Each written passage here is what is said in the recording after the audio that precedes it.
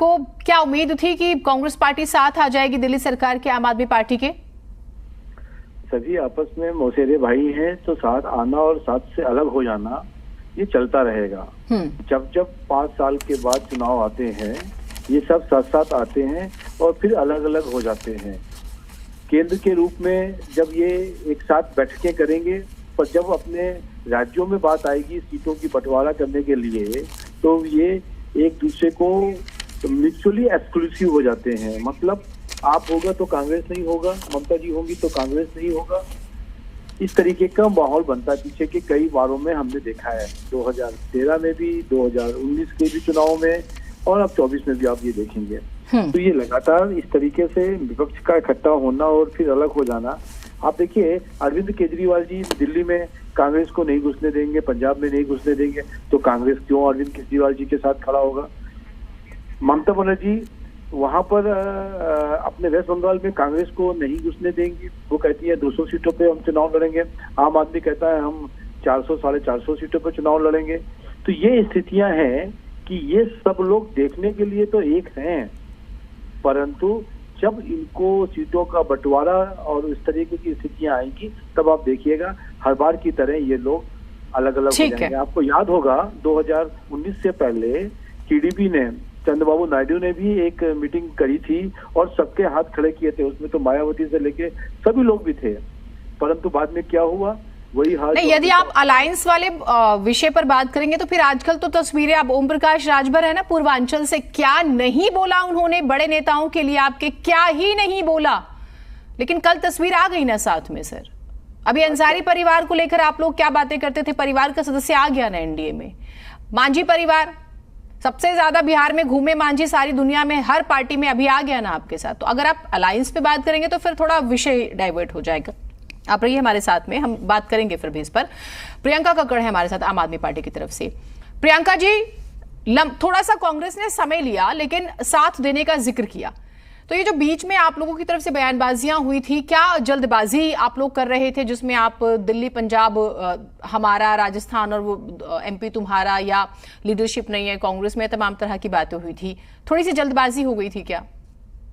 Sir नमस्ते जीना जी। जी नमस्ते। जीना जी, जो बात आप रेफर कर रही हैं वो एक प्रयोगात्मक बात थी और एक प्रश्न के उत्तर में थी। उनसे कहा गया था, उनसे प्रश्न पूछा गया था सौरभ भारद्वाज जी से कि आप कांग्रेस पूछ रही है कि आप सीटें छोड़ेंगे क्या, तो उन्होंने व्यंग्यात्मक तरीके से ऐसे कहा था।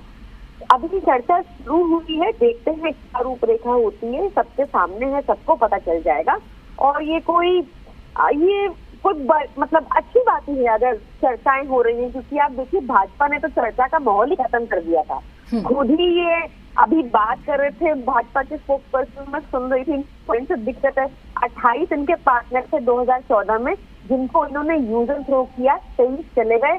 अब ये आज खुद भी बैठक कर रहे हैं, क्योंकि इनकी अपनी सिंगुलर कैपेसिटी अब है ही नहीं। इन्होंने अपने लोगों को धोखा दिया, अलायंसेस को, और सब इनको छोड़ के चले गए हैं। तो ये एक डेमोक्रेसी की अच्छी बात है कि अभी तक चर्चाएं हो रही हैं, और इसीलिए हम लोग साथ आए हैं, क्योंकि हम लगातार संविधान पे खतरा देखते हैं। हमने कांग्रेस ने पिछली बार कहा था कि वो अध्यादेश कि वो अगली मीटिंग से पहले अपना अध्यादेश पे रुख साफ करेंगे। ये जरूरी था, क्योंकि कॉन्स्टिट्यूशन पे अटैक हुआ था, सुप्रीम कोर्ट की जजमेंट को पलटा गया था, और उन्होंने रुख साफ कर दिया और हम मीटिंग में पार्टिसिपेट कर रहे हैं। ठीक है, डॉक्टर अनित सिंह है कांग्रेस पार्टी की तरफ से हमारे साथ। डॉक्टर अनित सिंह, देखिए दिल्ली कांग्रेस के नेताओं ने क्या कहा था वो भी हमें याद है, और पंजाब कांग्रेस के नेताओं ने भी जो क्या कहा था वो भी हमें याद है। अब अध्यादेश पर समर्थन कांग्रेस की सियासी जरूरत है या मजबूरी है?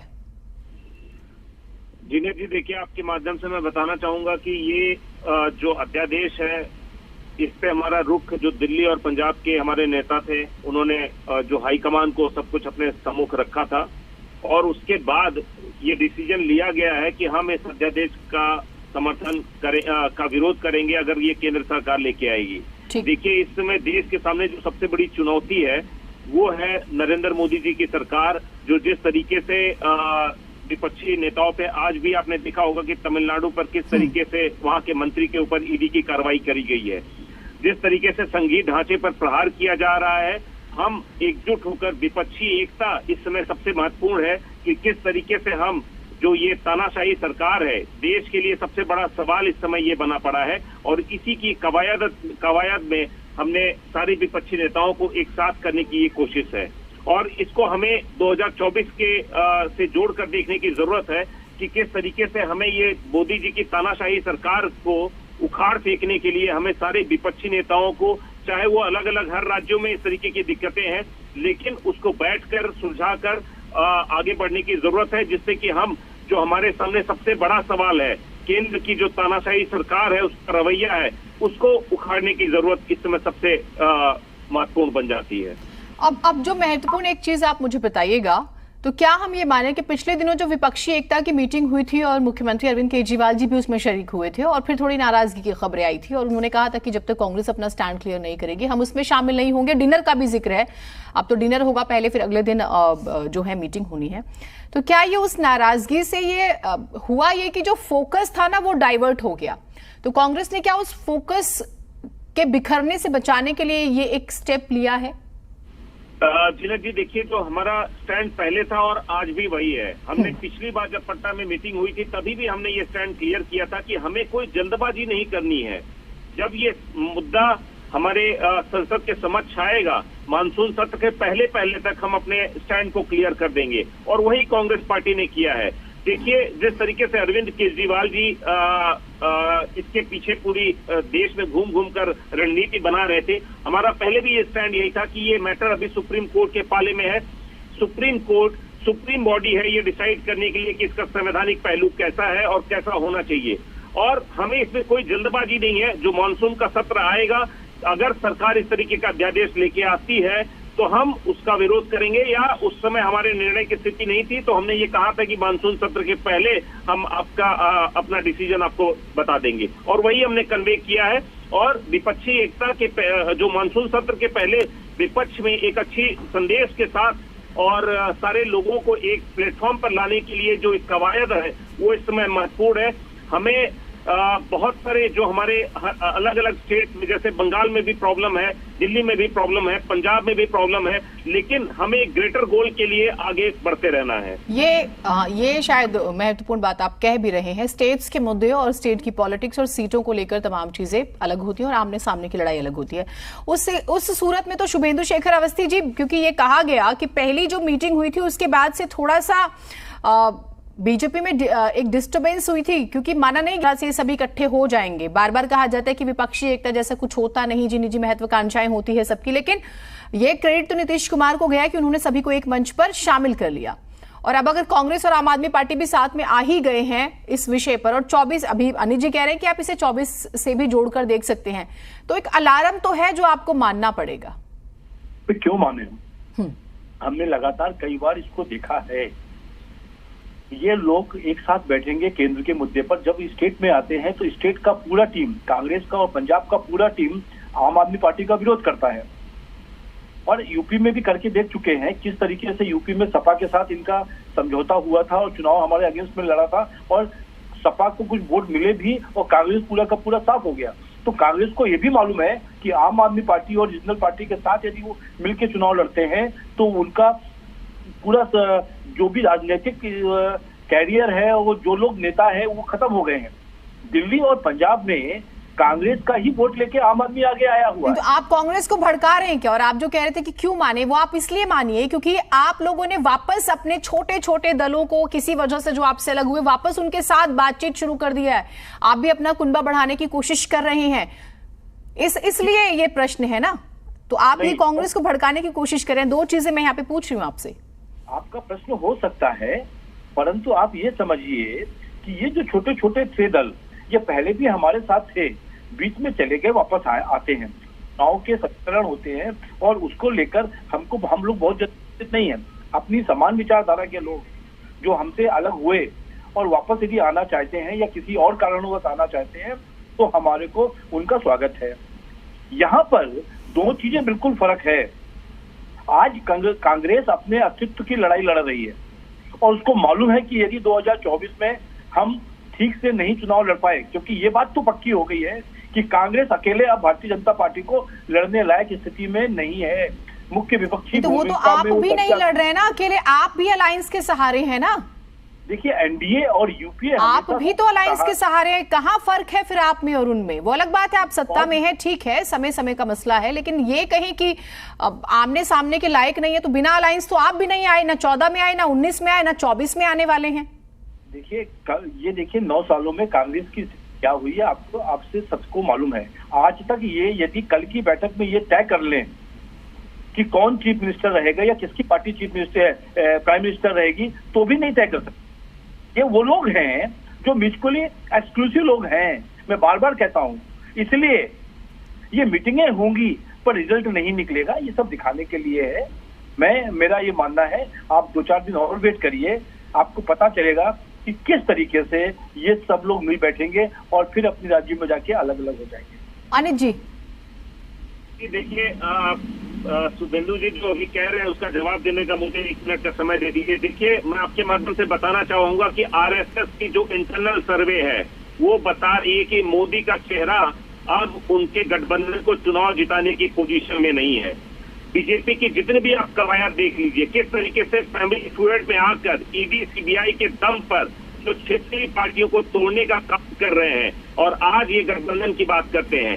मैं इनके जो प्रधानमंत्री जी के 3-4 दिन पहले जो चुनाव हुए थे उसके पहले का वक्तव्य मैं दिखाना चाहूंगा कि जब एनसीपी तोड़ी गई थी उसके 4 दिन पहले का उनका वक्तव्य था कि वो भ्रष्टाचार से डूबी हुई पार्टी है और प्रधानमंत्री जी ने उसको सहर्ष स्वीकार करके उनको डिप्टी चीफ मिनिस्टर बना दिया। अजित पवार, ये है भ्रष्टाचार के खिलाफ बीजेपी की सही कवायद। देखिए हमें ये समझने की जरूरत है कि इस समय जो सारी पार्टियों का जो ये गठजोड़ हो रहा है ये कॉम्प्रोमाइज है।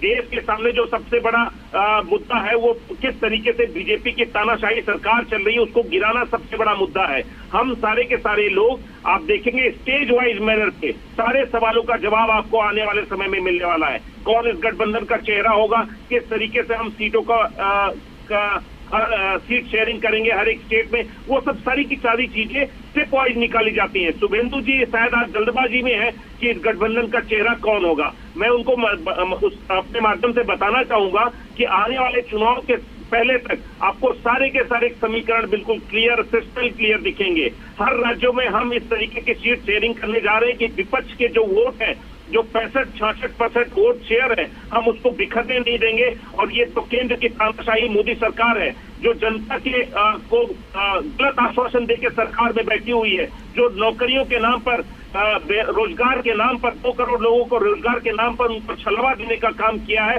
ये सरकार को हटाने के लिए हम सारे के सारे विपक्षी दल एक प्लेटफॉर्म पर आएंगे। शुभेंदु जी अब तो स्थिति बहुत अलग सी हो गई और मुझे लगता है कि पीक एक सिचुएशन होती है जब आप जल्दी से घर बड़ा कर लीजिए, लोगों को शामिल कर लीजिए, वो शुरू हो गई है। अगर हम इसे सिर्फ अध्यादेश तक देखते हैं तो थोड़ा सा कम आंक रहे हैं, वो अलग बात है। आज सुप्रीम कोर्ट में भी सुनवाई है, नंबर्स किसके पास कितने वो भी अलग बात है, लेकिन जो मैसेज होती है कि साथ में जब दिखते हैं तो जो कन्वे होता है वो बहुत महत्वपूर्ण है। तो ये तो थोड़ा सा है ना, आपको नींद आ रही है कि नहीं आ रही? हम लोग नहीं जिन्हें जी, हम लोग जब चुनाव लड़ते हैं ना तो पूरी मेहनत से लड़ते हैं। कोई भी ऐसा पत्थर नहीं होता है जिसको हम लोग टर्न करके ना देख ले। तो चुनाव की तैयारी में रहते हैं। नहीं तो आपने अनिल जी को सुना नहीं, वो मेहनत से तो सभी लड़ते हो, कहते हैं आप ईडी से भी लड़ते हैं, सीबीआई से भी लड़ते हैं। ये वही लोग हैं। अभी आप तमिलनाडु का जिक्र हो रहा है आज शायद, और उसके बाद अभी एनसीपी का उन्होंने महाराष्ट्र का जिक्र कर ही दिया था। सीबीआई और ईडी के लिए तो इनकी जब सरकारें थी तब सुप्रीम कोर्ट ने कहा था कि वो तोता है, पैरेट है। तो ऐसी बातें कर देना इनकी अपनी राजनीतिक क्या कहते हैं उसको मजबूरी है। फिर भी आरएसएस का ऐसा आकलन बताते हैं जैसे ये आरएसएस से जुड़े हुए हैं। ये सब लोग ऐसी बातें करते हैं जो इनको नॉलेज नहीं है। हम जमीनी स्तर पे काम कर रहे हैं। जो लोग हमारी विचारधारा से जुड़ना चाहते हैं, भारत की विचारधारा से जुड़ना चाहते हैं, जो देश की विचार को आगे बढ़ाने की विचारधारा से जुड़ना चाहते हैं, और हमने 10 सालों में देश का जो विकास किया है, जो इंफ्रास्ट्रक्चर खड़ा किया है, विदेशों में जो अपना नाम किया है और भारत माता को अपने परम वैभव पर लेके पहुंचाया है, उसके बेसिस पे चुनाव लड़ेंगे। और ये चीजें हमको मालूम है कि ऐसा ही होगा कि जब बहुत सारे लोग कमजोर होते हैं तो वो इकट्ठा होने की कोशिश करते हैं, पर वो इकट्ठा जब एक जगह होते हैं, चाहे बेंगलुरु में हुए इकट्ठा, पर जब अलग अलग अपने अपने राज्यों में जाएंगे फिर अकेले होंगे। ये मेरी बात को नोट कर लीजिए। सुनिए, स्टेट्स की स्थिति छोड़ दीजिए। आपने कहा कि जो कमजोर होते इकट्ठा होते हैं, तो अभी एनडीए अपना कुनबा बढ़ा रहे हैं, तो आप कमजोर हो गए हैं क्या, या मान रहे हैं? देखिए जिन्नत जी, बार बार मैं कह रहा हूँ, छोटे छोटे दल होते हैं। राजभर साहब का नाम लिया आपने, मांझी साहब का नाम लिया, अभी देखिए पासवान परिवार को भी एकजुट करने की कोशिश हो रही है। हालांकि चाचा जी थोड़ा नाराज है, वो बोल रहे हैं कि नहीं, हमें नहीं चाहिए चिराग पासवान। नहीं, अकाली दल से लोग 1952 से हमारे साथ जुड़े हुए हैं। ये सब लोग वापस आएंगे अपने घर में, और घर पे आना भी कई बार वो किसान आंदोलन से गए थे, अब किसान आंदोलन खत्म हो चुका है, वो विषय खत्म हो चुका है, तो वापस आएंगे। ऐसा मेरे को लगता है आने वाले समय पर और अच्छी स्थितियां होंगी। पर मैं आज जरूर अनिल जी से ये तय करता हूं और यहाँ पे ये शर्त लगाता हूं कि आप चुनाव आने से पहले कौन पीएम का चेहरा होगा वो भी बता दें। उतना भी आप तय नहीं कर सकते, बाकी चीजें तो आप छोड़ दो सीटों की बात को। हालांकि स्ट्रैटेजी का पार्ट होता है, ये इतना बड़ा विषय नहीं है जितना आप तवज्जो दे रहे हैं। ये स्ट्रैटेजी का पार्ट होता है हर नेता की। लेकिन अनिल जी, मुझे अब एक चीज बताइए, मैं वापस अब ऑर्डिनेंस पे आती हूँ। 24 में तो रिश्ते बनेंगे बिगड़ेंगे वो अलग बात है, लेकिन क्या जो आपका स्टेट का काडर है और जो पंजाब के स्टेट का काडर है, थोड़ा सा मनोबल बिखरेगा नहीं जिस तरह से आला कमान अगर दिल्ली सरकार के समर्थन में आती है तो? क्योंकि मैंने सभी के स्टेटमेंट सुने थे, मैंने आपके प्रदेश अध्यक्ष को भी सुना था, पंजाब के नेताओं को भी एक एक को सुना था, तो सबकी अपनी नाराजगी, और वो मुझे लगता है कि स्टेट में शायद जायज भी है। जी जीनत जी, मैं आपके माध्यम से ये जो दुविधा है मैं उसको क्लियर करना चाहता हूं दर्शकों की। देखिए, जो स्टेट की पॉलिटिक्स है, हम ऐसी पार्टी है जो जहां पे भी गलत काम हुए, चाहे वो भ्रष्टाचार हो, चाहे वो शराब घोटाला हो, चाहे वो कोविड मिसमैनेजमेंट हो, चाहे वो यहाँ के दिल्ली में दंगों की स्थिति रही हो, जब सरकार का क्या रवैया था, हर एक चीज को हमने अपने लेवल पे कोशिश करी है लोगों के सामने ले जाने के लिए। किस तरीके से मिसमैनेजमेंट हुआ है, हर एक स्तर पर हमने उसको एक्सपोज करने का काम किया है। देखिए, आज भी हमारी जो आइडियोलॉजी है, अगर कोई भी सरकार है, सरकार XYZ बदल सकती है, लेकिन अगर सरकारों को किसी भी तरीके से केंद्र जो संघीय ढांचा है उसके ऊपर प्रहार करती है तो हम उसको रोकने का काम करेंगे। हमारी जो पॉलिटिकल आइडेंटिटी है वो है कि किस तरीके से संघवाद को, संविधान को सर्वोपरि रख के काम करना। सरकार में आज हम हो सकते हैं, कल कोई और होगा, हो सकता है आज कोई और है, आने वाले समय में हम हो, लेकिन ये स्थितियां बदलती रहेंगी। लेकिन जो संविधान है वो सबसे प्राइम इंपॉर्टेंस की चीजें हैं और उसको प्रिजर्व करने के लिए हम किसी भी लेवल तक जा सकते हैं। और आपके माध्यम से मैं ये बताना चाहूंगा कि आम आदमी पार्टी की जो सरकार यहाँ पे है और पंजाब में है, हमारा स्टेट काडर पूरी तरीके से काम कर रहा है, पूरी तरीके से क्रियाशील, और हम इनके जो मिस मैनेजमेंट है उसको एक्सपोज करने के लिए दिन रात। चलो एक चीज जल्दी से एक लाइन में बता दीजिए, इस समर्थन के बाद विपक्षी एकता वाली मीटिंग बड़े आराम से हो जाएगी? ये हम एक्सपेक्ट कर सकते हैं। हम जो मैच्योरिटी जो देश के लिए इस समय जरूरत है वो हम एक्सपेक्ट करते हैं कि केजरीवाल साहब और आम आदमी पार्टी भी उसी मैच्योरिटी के तहत जो विपक्ष की मीटिंग है उसमें आए और एक खुले मन से देश में 24 में चेंज करने के लिए प्रयास करें। चलिए ठीक है, बहुत शुक्रिया, आप दोनों को शुभकामनाएं हैं, बढ़िया से लड़िए चुनाव, देखते हैं क्या होता है। लेकिन तस्वीरें रोज बदलेंगी, आप इस बात को गांठ बांध लीजिए। हो सकता है सुबह कोई किसी के साथ नजर आए, शाम को तस्वीर किसी और की किसी के साथ नजर